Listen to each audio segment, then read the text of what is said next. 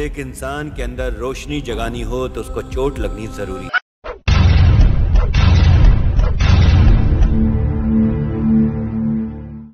আমি unpredictable movie দেখতে পছন্দ করি, সেক্ষেত্রে আমার কাছে ভালো লাগছে এবং আমি কখন থেকে বুঝি নাই, এই কারণে আমার কাছে আরো বেটার লাগছে। তো অবশ্যই আপনারা মুভিটা দেখবেন যদি না থ্রিলার মুভি পছন্দ করেন তাহলে।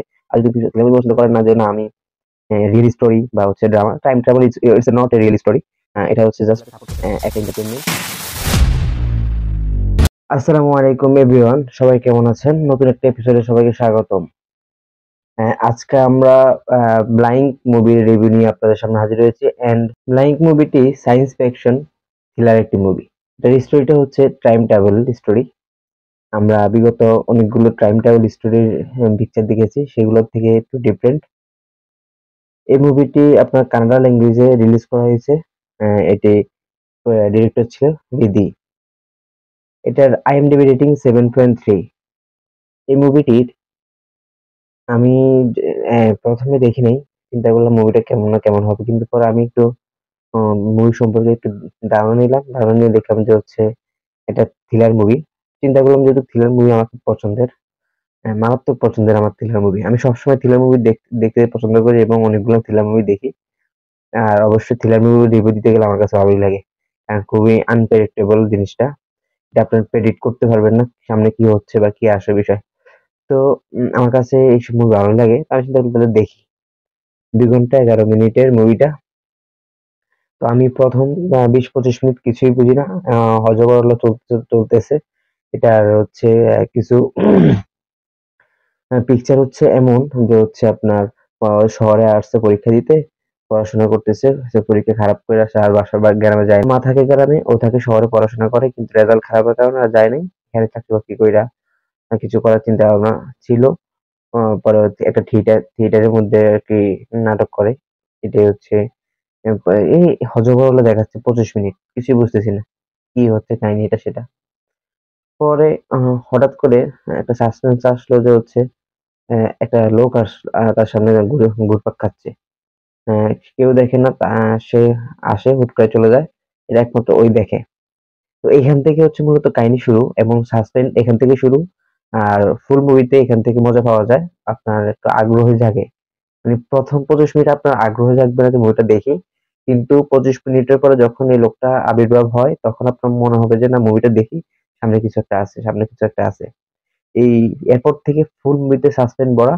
আপনি বুঝতে পারবেন না যে কি হচ্ছে, কি আসলে 80% মুভি শেষ হওয়ার পরে বুঝতে পারবেন এটা টাইম ট্রাভেলের একটা স্টোরি দেওয়া হয়েছে। টাইম ট্রাভেল আপনার হচ্ছে ওরা মরে যায় পুনর্জন্ম। এই হারি হচ্ছে কাহিনী। আর যে হচ্ছে তার লোকটা সামনে আসছে সে নিজেই টাইম ট্রাভেলে আবার ফিরে আইছে।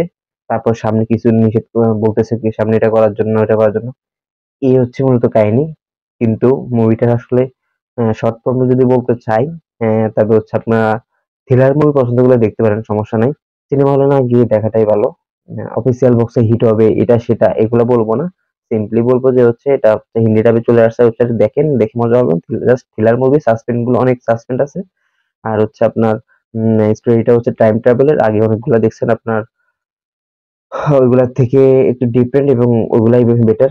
এটা ওগুলা থেকে একটু পিছিয়ে আছে। তবে আপনার মুভিটা আপনার যদি এরকম মুভি দেখে আপনার কাছে ভালো লাগে যে হচ্ছে উম এই আমি আগে থেকে কিছু বুঝবো না, আমি আগে থেকে মুভিটা দেখবো এবং শেষে গিয়ে বুঝবো, এরকম কিছু হলে অবশ্যই এই মুভিটা বেটার। একটা থ্রিলার, খুবই সাসপেন্স থ্রিলার। এটা আপনি প্রথম থেকে দেখলে কিছু বুঝবেন না। আমি তো ফার্স্টেই বলছি যে হচ্ছে ২৫ মিনিট কিছু বুঝি নাই। পরে লোকটা আসার পরে মনে হলো যে একটু আরেকটু দেখি, আরেকটু দেখি, আরেকটু দেখি।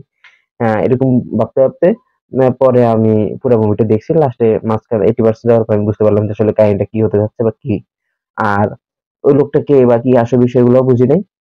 সে লাস্টে বলল যে সে হচ্ছে এই নায়কটার কাছেই বলল যে হচ্ছে আমি নিজেই তুমি মানে আমি।